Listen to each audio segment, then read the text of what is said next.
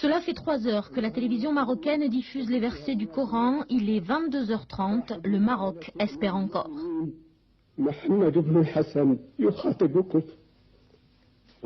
Quand Sidi Mohamed apparaît à la télévision, le peuple comprend aussitôt.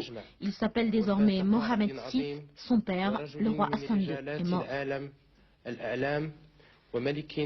Avec à ses côtés son frère cadet, Moulay Rachid, le jeune prince héritier exhorte son peuple à être calme et patient dans la douleur.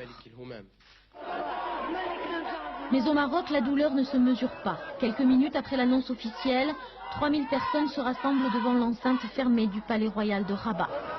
À l'intérieur se trouve déjà la dépouille du roi Hassan II, et c'est pour crier sa gloire que durant de longues heures, ces hommes et ces femmes, le plus souvent d'origine modeste, ont récité les versets du Coran. Et pendant que Rabat devenait une ville déserte et recluse, entamant son deuil de 40 jours, le nouveau roi, Mohamed Ben Hassan, Mohamed, le fils d'Hassan, recevait dans son palais les dignitaires marocains. Toutes les personnalités les plus importantes du Maroc, qu'elles soient politiques, militaires, administratives ou économiques, viennent devant lui s'agenouiller et faire acte d'allégeance. Un défilé ininterrompu qui a duré toute la nuit et qui se poursuit encore ce matin. Invité d'honneur de la France le 14 juillet dernier, Hassan II semblait plutôt en forme. En fait, il souffrait déjà de problèmes pulmonaires, mais au Maroc, on ne parle pas des soucis de santé du roi. Descendant du prophète Mahomet, il a donné à son peuple l'image d'un homme invulnérable, protégé par Dieu depuis sa plus tendre enfance. Hassan II a en effet échappé aux attentats les plus spectaculaires. 10 juillet 71, 1200 cadets investissent le palais d'été de Skirat. Hassan II y donnait une réception pour son 42e anniversaire. Les soldats tirent dans la foule, il y a 200 morts. Le roi, retrouvé par les mutins, réussit à leur faire changer d'avis. Il expliquera plus tard comment il y est arrivé. Cela est indigne et non conforme à ce que j'attendais de vous. Immédiatement, quelques-uns se mirent à pleurer.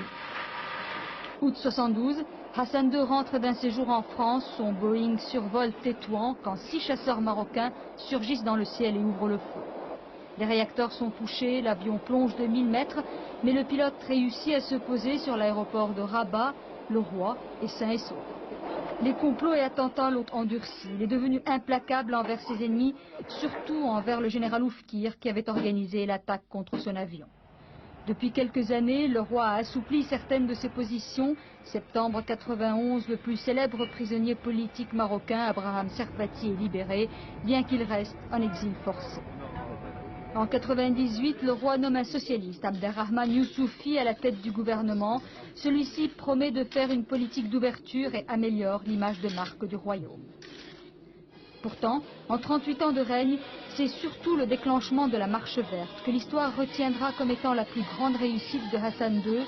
Il récupère le Sahara occidental sans qu'une goutte de sang ne soit versée. Il profitera longtemps de ce coup de génie qui a unifié pendant des années le peuple marocain derrière son roi.